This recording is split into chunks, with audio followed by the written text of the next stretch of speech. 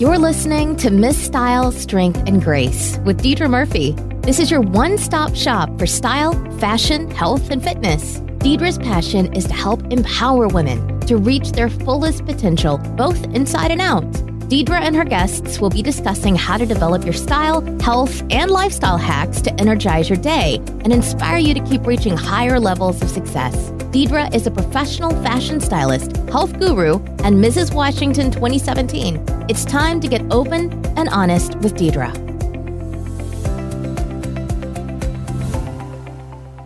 Hello and welcome everyone to another episode. Today I'm kind of nervous, but also ready to share with you some things that have been on my heart.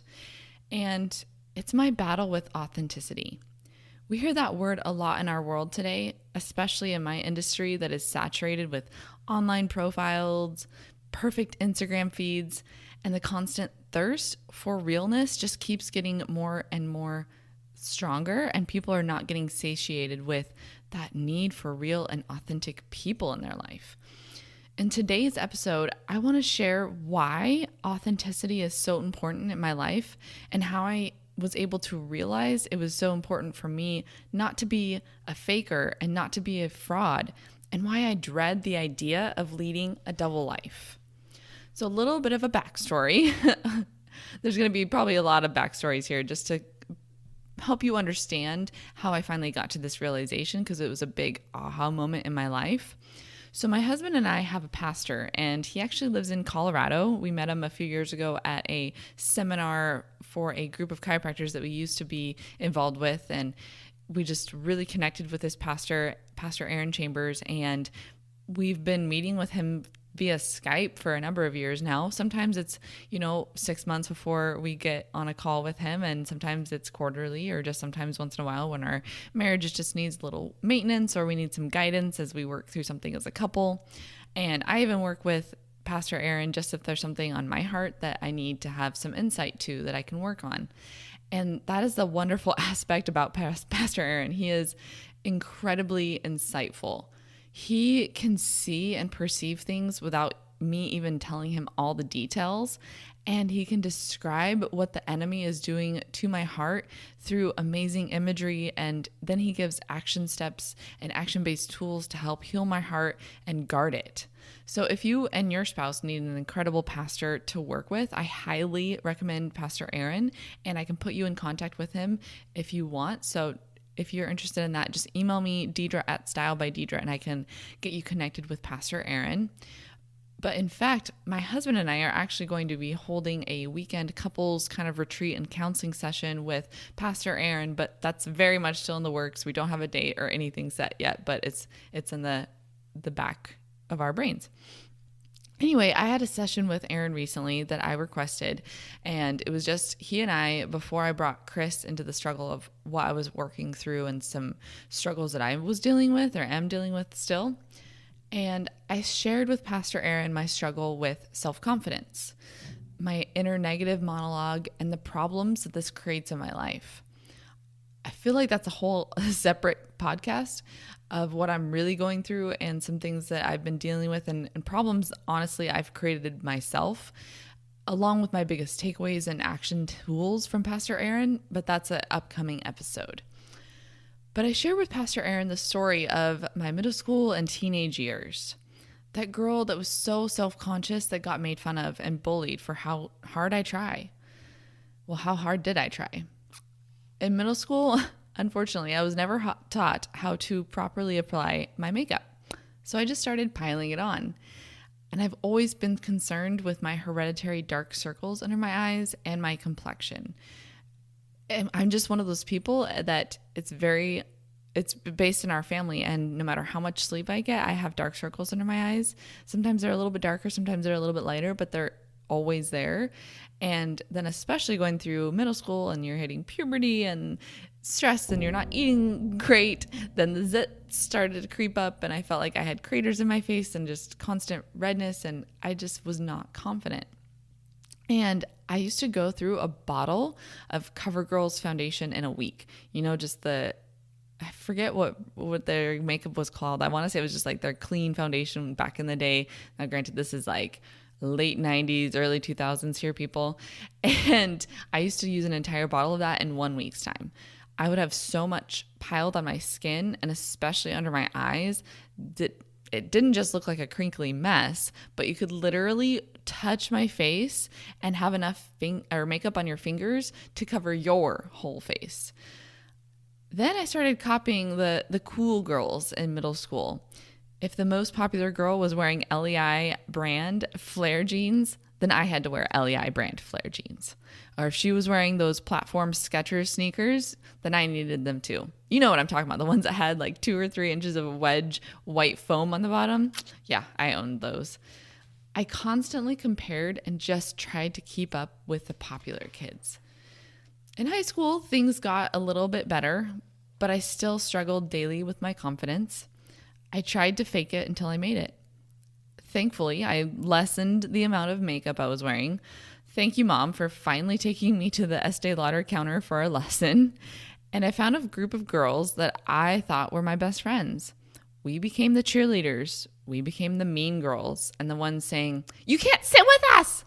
Yeah, we actually did say that. There was this area that we used to go and eat our lunch at, because in our school we could kind of eat wherever. You didn't have to sit and eat in the cafeteria. And honestly, the cool kids didn't sit and eat in the cafeteria. And we had this little breezeway that we would go and take our lunches. And one day, it was kind of towards the beginning of a new year, and that was already our well-established eating area. And some new kids thought that they could eat there. And we definitely came up and were like, "You can't sit here. This is our spot." Oh gosh, I cringe at like sometimes how mean I was to people. But I thought we had it figured out. But deep inside, I was still that insecure girl who truly disliked the way she looked and felt about herself. I always thought if I could just have those legs from that girl, I'd be happy. If I could just have as clear of skin as so-and-so, then I would be happy. Never enough. I learned in these developing years what I thought was true. I thought I would never be the prettiest girl in the room, but I could be the best dressed. That was when I started to work retail. My mom was not willing to shell out $100 for the ripped up jeans that I desperately wanted. And looking back, I don't blame her for that. And by the way, what were we thinking with those ungodly low-rise jeans and the huge massive flare, and then the knees were all blown out and ripped up to shreds? Ugh, it makes me shudder just thinking about it. However, I started working retail so I could get discounts on clothes that I wanted. Fast forward into my early 20s. This girl was still inside me. And then as a newlywed, so around 24, 25, I started to lose my confidence all over again. That was when I was in my hole of depression, insomnia, then the weight gain, the 40 extra pounds. I thought I could fix this problem by just buying new clothes and fixing my inner monologue from the outside in. Again, for most of you, this is a story you might be familiar with. I shared this briefly on my podcast, I think episode number 1. But maybe it's also something that's true for you in your own life. In an upcoming episode, I will be sharing more of this personal struggle of mine. But for now, let's go back to the counseling session with Aaron. As I told Pastor Aaron what I dealt with and my negative self-talk and the girl I was in middle school and high school, he started asking me about my relationship with my dad. My relationship with my dad? What did that have to do with my self-confidence? A lot, actually, which I think we all kind of already know. We hear a lot from coaching experts and counselors, whose love did you seek but never get? That's where a lot of counseling sessions start. Even Tony Robbins asks this question not only in his books or his podcasts or at his events, but he tries to get down to whose love did you constantly seek but never get? The thing is, I never actually sought and wanted the love and approval from my father. I know that sounds really weird, especially for someone who comes from a dysfunctional family. Most might assume that my dad never told me that I was beautiful, never told me that I was special, or never told me that he loved me. But that's wrong. He was actually really good at it. Practically every day I heard from him that I was beautiful. His saying was, "How did you get to be so beautiful?" I would hear that I was smart when I was at home getting frustrated with my math homework. I would hear how he loved me and how he was so proud of me when I made the team that I wanted or graduated from high school and college and so on. So what was the issue? I didn't want this. I rejected these comments. And then I felt like a bad person. What kind of girl tenses up when her own father hugs her? What kind of spoiled brat pushes away a hug from her dad or doesn't want to be taken to the father-daughter dance even when all of her friends are going with their dads? What kind of person was I? I didn't like when my dad would tell me that I was pretty, smart, or that he loved me. I felt like I was lying whenever I would say it back, but I did it out of obligation and guilt. I was so ashamed for the way that I felt, and I felt like a horrible person for feeling like this. Even at a young age, probably around 6 or 7, I remember distinctly, playing dress up with friends.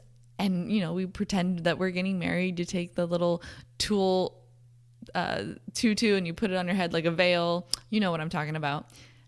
But I never actually envisioned myself getting married one day in real life. Granted, I was a little kid, probably 6 or 7. But from all my experiences at weddings or seeing movies, I saw the bride getting given away by her father. And at the end of the aisle, she had to give him a kiss on the cheek at the wedding.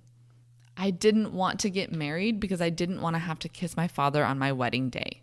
And I didn't want to have the father-daughter dance at my reception. What the heck was wrong with me? Nothing. After sharing this personal information with my pastor the other day, he was so perceptive and was able to pinpoint why I felt this way. I knew deep down, whether instinctively or based on my father's actions and behaviors, that he led a double life. He was a fraud, a preacher on Sunday mornings who spent the rest of his time not only succumbing to emotional sins of the flesh, like pornography, that kind of thing, but even the physical things, like numerous extramarital affairs, physical and mental abuse of his family, and eventually leaving my mom and the church altogether when I was in my mid-20s. He was a fraud, and my innate intelligence knew it, and that is why I pulled away from him, both literally and metaphorically. That's why his affirmations felt inauthentic to me and actually gave me the willies or the heebie-jeebies. My pastor explained it like this. When a creepy guy on the street gives you a whistle or a hey hot stuff or a whoo-hoo, does that make you good inside, feel good inside, or does that give you the creeps and the heebie-jeebies? Versus when somebody in your life that is good and honorable, if they pay you a compliment like, wow, you look beautiful in that dress, it feels good, right? That is the difference. So why am I telling you this? Why does it matter? Again, Pastor Aaron to the rescue. He was able to connect the dots. That is why I struggle so much with authenticity. I struggle with sharing who I really am, not only for the fear and the normal reasons we all battle, such as fear of judgment, fear of rejection, fear of not being enough, but I also fear to my core that I will become my father. As I worked through these issues with my pastor, the reason I was so emotionally stricken and humbled by my recent actions and mess that I've made, I was worried that I was on the path to becoming like my dad. Now, granted, my vices are different than his. I don't struggle with lusting, cheating, or those kinds of secrets, but I do struggle with my self-image and negative self-talk. So much so that was when I started to hide my shopping habits from my husband. I have to share about this struggle with you in brevity, but most of you don't know how bad I got at my worst.